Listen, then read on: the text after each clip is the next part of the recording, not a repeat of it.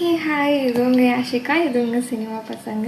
இன்னைக்கு 2 survival movie பார்க்க போகிறோம். ஒன்று த்ராஸ், இன்னொன்று இந்த த்ராஸ் அப்படிங்கிற மூவி. ஒரு ஊரில் வந்துட்டு புயல் வந்துடும், திடீர்னு மழை பெஞ்சிட்டே இருக்கும்.